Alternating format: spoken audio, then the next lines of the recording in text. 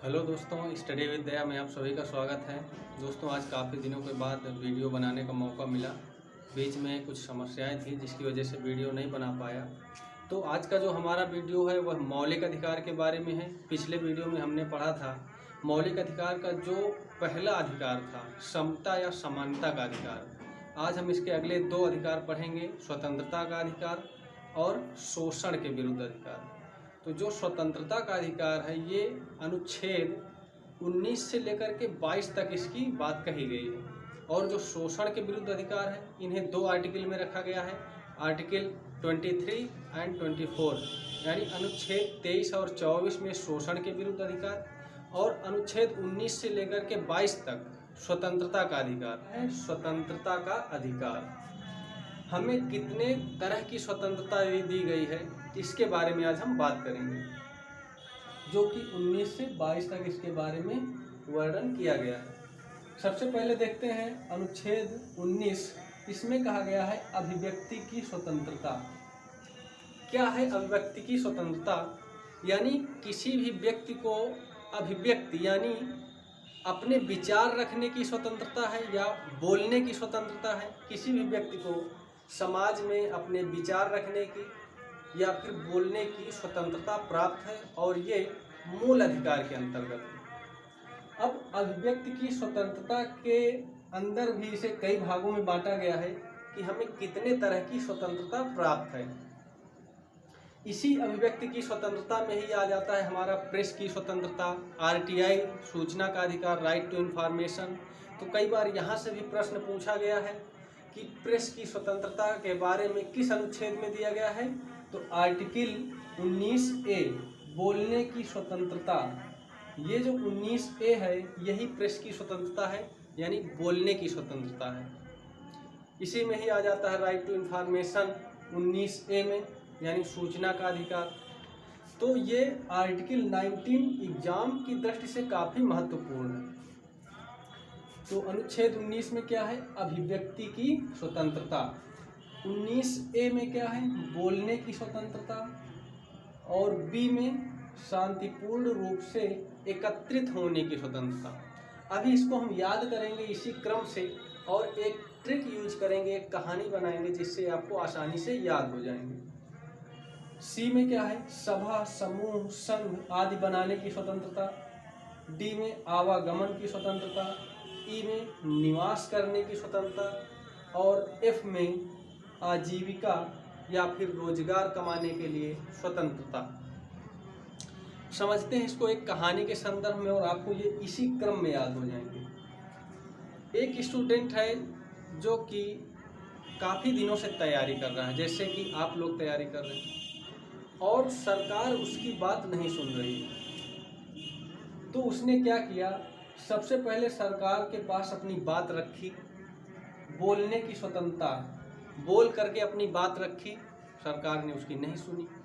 फिर उसने क्या किया कि शांतिपूर्ण ढंग से एकत्रित होकर के अपनी बात रखी, यानी कि एक आंदोलन के तहत एकत्रित किया कई लोगों को और कई स्टूडेंट को शामिल किया और उन स्टूडेंट के साथ अपनी बात रखी एकत्रित होकर के। इसमें एक शब्द आता है कि बिना हथियारों के, यानी कि कोई भी शस्त्र का उपयोग नहीं किया जाना चाहिए।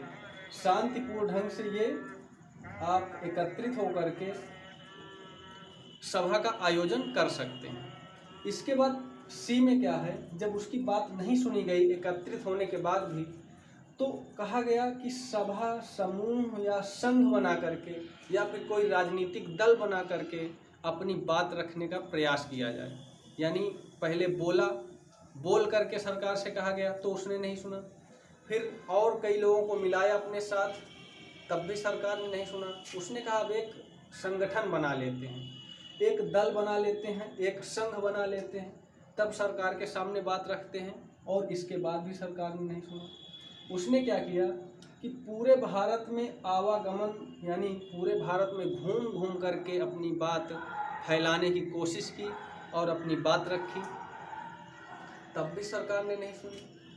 इसके बाद जब वो पूरे भारत में घूमेगा तो कहीं ना कहीं निवास भी करेगा, तो उसे निवास करने की स्वतंत्रता दी गई पूरे भारत में।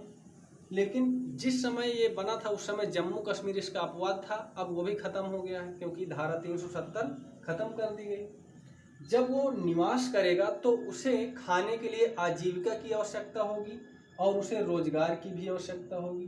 तो उसे जो है पूरे भारत में कहीं भी आजीविका कमाने की स्वतंत्रता दी गई है। ये 6 तरह की स्वतंत्रता हमें आर्टिकल 19 अनुच्छेद 19 के तहत दी गई हैं, जिसमें अभिव्यक्ति की स्वतंत्रता यानी कि बोलने की स्वतंत्रता, शांतिपूर्ण रूप से एकत्रित होकर के अपनी बात रखने की स्वतंत्रता, लेकिन इसमें ध्यान रहे कि सामाजिक व्यवस्था भंग ना हो, कि जो शांति भंग ना हो, कोई दंगा फसाद ना हो, इसका विशेष ध्यान रहे। सभा समूह बनाने की स्वतंत्रता, पूरे भारत में आवागमन की स्वतंत्रता। अब इसका मतलब ये नहीं कि आप आवागमन की स्वतंत्रता है, पूरे भारत में कहीं भी घूमने फिरने की स्वतंत्रता है तो आप इसरो DRDO यहाँ पर घुस जाएं और कह दें कि हमें तो स्वतंत्रता प्राप्त है। तो यहाँ पर जो कि गोपनीय कुछ स्थान है वहाँ पर ये आपका अधिकार वंचित है, वहाँ पर इसको नहीं कह सकते कि हमें अधिकार प्राप्त है। लेकिन ऐसे पूरे भारत में आपको आवागमन की स्वतंत्रता प्राप्त है। कहीं भी निवास करने की स्वतंत्रता, इसमें भी कुछ स्थान विशेष हैं, जैसे पूर्वोत्तर भारत के जो 7 सिस्टर में कुछ जो है विशेष आरक्षित स्थान है, जो उनकी संस्कृति बचाने के लिए उनको आरक्षित रखा गया है, तो वहाँ पर आप निवास नहीं कर सकते। पूरे भारत में कहीं भी आजीविका कमाने की स्वतंत्रता है। इसके बाद आ जाता है हमारा अनुच्छेद 20। इसमें कहा गया है अपराध के लिए दोष सिद्धि के संबंध में संरक्षण, यानी कि अगर कोई व्यक्ति ने अपराध किया है, किसी व्यक्ति ने अपराध किया है और उसका दोष सिद्ध हो गया है, तो उसके संबंध में भी उसे 3 तरह के संरक्षण प्राप्त हैं। वो कौन कौन से हैं देखते हैं। अपराध के समय जो प्रभावी है विधि, उसी के तहत दंड दिया जाएगा। सीधे सीधे इसको समझें कि अगर कोई व्यक्ति अपराध करता है तो उस समय उसका जो दंड विधि के अनुसार था वही दंड दिया जाएगा। ये नहीं कि जैसे कोई व्यक्ति 2010 में कोई अपराध करता है, उस समय उसकी सज़ा 6 माह थी और 2015 में उसका फैसला आता है और अब उसकी सज़ा बढ़ा करके 2 वर्ष कर दी गई है, तो उसे जो सज़ा दी जाएगी वो उसी समय के अनुसार दी जाएगी जिस समय उसने अपराध किया था। यानी 2010 में उस अपराध की क्या सज़ा थी, तो उसे 6 माह की ही सज़ा दी जाएगी। इसका मतलब ये हुआ अपराध के समय प्रभावी विधि के तहत दंड, यानी अपराध के समय जो विधि प्रभावी थी उसी के तहत उसे दंड दिया जाएगा, न कि वर्तमान के अनुसार। एक अपराध के लिए एक सज़ा। इसमें क्या कहा गया कि किसी भी व्यक्ति को एक अपराध के लिए एक ही सज़ा दी जाएगी, ये नहीं कि उसे एक अपराध के लिए बार बार सज़ा दी जाए। स्वयं के विरुद्ध गवाही देने के लिए बाध्य नहीं किया जाएगा, किसी व्यक्ति को स्वयं के विरुद्ध गवाही देने के लिए बाध्य नहीं किया जाएगा। हमने पढ़ लिया अनुच्छेद 20 और 21। इसके बाद देखते हैं अनुच्छेद 21। इसमें कहा गया है प्राण एवं दैहिक स्वतंत्रता। इसे जीवन का अधिकार भी कहा जाता है। प्राण एवं दैहिक स्वतंत्रता में क्या है, इसमें समय समय पर सुप्रीम कोर्ट ने इसको और इसका जो ये कह सकते हैं कि इसके दायरे में जो अधिकार आते थे उनको और बढ़ाते गए। इसमें क्या किया, प्रतिष्ठा के साथ किसी भी व्यक्ति को जीने का अधिकार है, यानी किसी भी व्यक्ति को उसकी प्रतिष्ठा के साथ जीने का अधिकार है। स्वच्छ पर्यावरण, यानी कि किसी भी व्यक्ति को साफ सुथरी हवा में सांस लेने का अधिकार। स्वच्छ पानी पीने का अधिकार, स्वच्छ पानी पीने का अधिकार है। इसी में आ जाता है निजता का अधिकार, जीवन रक्षा का अधिकार, उसे निःशुल्क कानूनी सहायता लेने का अधिकार प्राप्त है, उसे चिकित्सा का अधिकार प्राप्त है। यानी कि इसमें कई सारे अधिकार हैं जो आपको ये देखते होंगे कि विदाउट हेलमेट बाइक चलाने पर जो है पुलिस पकड़ती है, तो ये इसी अनुच्छेद 21 के तहत पकड़ती है, क्योंकि इसमें प्राण एवं दैहिक स्वतंत्रता की बात की गई, यानी कि प्राणों की रक्षा करना सरकार की जिम्मेदारी है, इसलिए आपको विदाउट हेलमेट के जो है पुलिस पकड़ती है। तो आप याद रखेंगे इसमें कौन कौन से आते हैं, जीवन रक्षा का अधिकार, स्वच्छ पर्यावरण का, स्वच्छ पानी का, निजता का अधिकार, निःशुल्क कानूनी सहायता का अधिकार है, प्रतिष्ठा के साथ जीने का अधिकार है, यानी प्राण एवं दैहिक स्वतंत्रता का अधिकार अनुच्छेद 21 में कहा गया। इसके बाद इसमें अनुच्छेद 21A बाद में जोड़ा गया 86वें संविधान संशोधन 2002 में अनुच्छेद 21A में शिक्षा संबंधी अधिकार जोड़ा गया, यानी 6 वर्ष से 14 वर्ष तक के बच्चों के लिए अनिवार्य रूप से शिक्षा दी जाएगी। 6 वर्ष से 14 वर्ष तक के बच्चों को अनिवार्य रूप से शिक्षा देने का जो जिम्मेदारी होगी वो सरकार की होगी। ये उसका मूल अधिकार होगा कि वह शिक्षा प्राप्त कर सके अनिवार्य रूप से। तो इससे कई बार प्रश्न पूछे जाते हैं कि 6 से 14 वर्ष तक के बच्चों के लिए अनिवार्य रूप से शिक्षा संबंधी अधिकार किस अनुच्छेद में है? तो अनुच्छेद 21A में है। और इसे कब जोड़ा गया? 86वें संविधान संशोधन 2002 में। यहाँ से भी प्रश्न पूछा गया, तो आप इसको याद रखेंगे।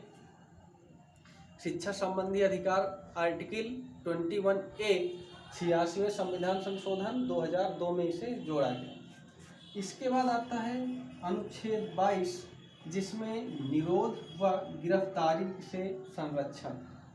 अब देखिए यहाँ पर कई बार कन्फ्यूजन हो जाता है। अनुच्छेद 20 में है अपराध के लिए दोष सिद्धि के संबंध में संरक्षण, वहीं अनुच्छेद 22 में है निरोध व गिरफ्तारी से संरक्षण। तो कई बार इसमें स्टूडेंट कंफ्यूज हो जाता है कि पहले अपराध के दोष सिद्धि के संबंध में संरक्षण था कि गिरफ्तारी से संरक्षण था। तो इसको याद रखेंगे कि पहले अपराध करेंगे, इसके बाद ही आपकी गिरफ्तारी होगी, न कि पहले गिरफ्तारी होगी बाद में अपराध करेंगे। तो पहले अपराध फिर गिरफ्तारी, यानी अनुच्छेद 20 में अपराध के संबंध में दोष सिद्धि के संबंध में संरक्षण और अनुच्छेद 22 में गिरफ्तारी से संरक्षण। इसमें भी ये बात कही गई है क्या कि अगर आपको पुलिस गिरफ्तार करती है तो आपको कारण पूछने का अधिकार है, यानी आप पूछ सकते हैं कि आपको किस कारण से गिरफ्तार किया जा रहा है। 24 घंटे के अंदर न्यायपालिका या मजिस्ट्रेट के समक्ष उपस्थित करने का अधिकार है कि आपको पुलिस 24 घंटे के अंदर न्यायपालिका या फिर मजिस्ट्रेट के सामने उपस्थित करेगी। इसमें आने जाने का समय नहीं जोड़ा जाएगा। तीसरे में क्या है कि मनपसंद कानूनी सलाह या फिर मनपसंद वकील करने का अधिकार है आपको।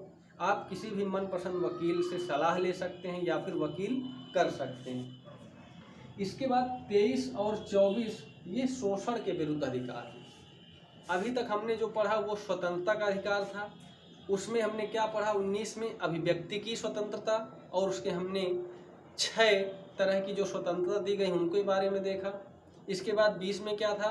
अपराध के दोष सिद्धि के संबंध में संरक्षण, अपराध के लिए दोष सिद्धि के संबंध में संरक्षण। 21 में क्या था? प्राण एवं दैहिक स्वतंत्रता यानी जीवन का अधिकार। और 22 में क्या था?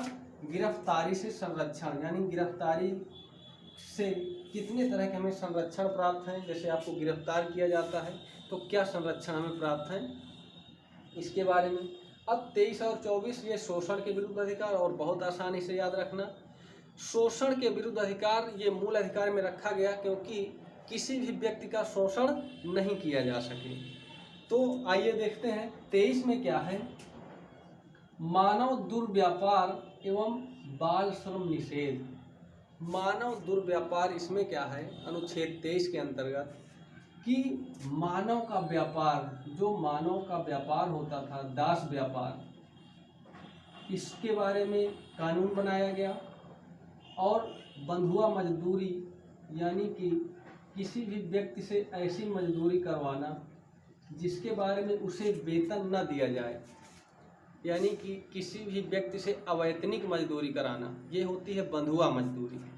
तो मानव व्यापार, बंधुआ मजदूरी या फिर ज़बरदस्ती किसी से काम कराना, बाल श्रम, ये अनुच्छेद 23 में दिया गया है। इनके बारे में कहा गया है कि आप किसी भी व्यक्ति से ज़बरदस्ती मजदूरी नहीं करवा सकते, बाल श्रम नहीं करवा सकते, मानव व्यापार नहीं कर सकते। इसके बारे में कहाँ दिया गया है? अनुच्छेद 23 में। अनुच्छेद 24 में क्या है? कारखानों में बाल श्रम आदि पर निषेध। इसमें कहा गया है कि 14 वर्ष से कम उम्र के, कितने? 14 वर्ष से कम उम्र के बच्चों के काम पर रोक। क्यों? क्योंकि अनुच्छेद 21A में कहा गया है कि 14 वर्ष से नीचे यानी 6 से 14 वर्ष के बच्चों को अनिवार्य रूप से शिक्षा दी जाएगी और इनके काम पर रोक लगाई गई। वही अनुच्छेद 24 में है कि 14 वर्ष से कम उम्र के बच्चों के काम पर रोक, यानी कि ये कह सकते हैं कि बाल श्रम के बारे में किस आर्टिकल में दिया गया है कि बच्चों से काम नहीं करवाया जाएगा? तो अनुच्छेद 24। अब इसको किस तरह से याद रखेंगे कि 14 वर्ष से कम उम्र के बच्चों से काम नहीं कराया जाएगा, यानी 14 में 4 और 24 में 4। तो अनुच्छेद 24 में 14 वर्ष से कम बच्चों के बारे में कहा जाता है कि आप उनसे काम नहीं करवा सकते, ये बच्चों के लिए। और इसके बाद ये बड़ों के लिए कि आप ज़बरदस्ती मजदूरी नहीं करवा सकते, मानव व्यापार नहीं कर सकते, ये अनुच्छेद 23 में। तो आपको ये याद हो गए होंगे, एक बार फिर से रिकॉल कर लेते हैं। अनुच्छेद 19 में अभिव्यक्ति की स्वतंत्रता, इसमें क्या है? बोलने की स्वतंत्रता, बोल करके अपनी बात रखें। इसके बाद एकत्रित होकर के अपनी बात रखें, फिर संघ या समूह बनाएं। इसके बाद घूम घूम करके पूरे भारत में अपनी बात रखें और अपनी बात का प्रचार प्रसार करें। निवास करने की स्वतंत्रता, पूरे भारत में आप कहीं भी निवास कर सकते हैं, पूरे भारत में आपको कहीं पर भी आजीविका कमाने का अधिकार प्राप्त है। 20 में क्या है कि अपराध के लिए दोष सिद्धि के संबंध में संरक्षण प्राप्त है। और इसके बाद 21 में प्राण एवं दैहिक स्वतंत्रता। 21A में शिक्षा संबंधी अधिकार है, जो कि 6 से 14 वर्ष के बच्चों को अनिवार्य रूप से शिक्षा दी जाएगी। इसे 86वें संविधान संशोधन 2002 में जोड़ा गया। 22 में गिरफ्तारी से संरक्षण और 23 में जो कि शोषण के विरुद्ध अधिकार है। 23 और 24 इसमें है कि किसी भी मानव व्यापार के बारे में या फिर बाल श्रम हो, बंधुआ मजदूरी हो, ये आप नहीं कर सकते, ये हमारा मौलिक अधिकार है। इसके संबंध में अगर कोई व्यक्ति ऐसा करता है तो निषेध कानून बनाए गए हैं, उसके तहत उसको सजा दी जाएगी। अनुच्छेद 24 में क्या है? कारखानों में या फिर और भी कोई ऐसे जो है प्लेस कह सकते हैं जहां पर बच्चों से काम करवाया जाए, तो इन पर निषेध किया गया है कि आप 14 वर्ष से कम उम्र से जो है बच्चों से काम नहीं ले सकते। तो आई होप आप लोगों को समझ में आया होगा। तो वीडियो को ज़्यादा से ज़्यादा लाइक और शेयर करें और सब्सक्राइब करें।